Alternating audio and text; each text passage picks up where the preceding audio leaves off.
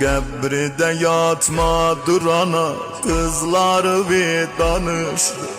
Qəbrdə yatma durana qızları bir danışdı.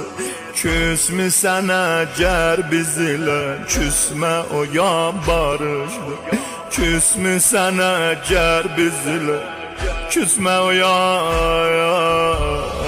o yan başıma dolanım ana ana.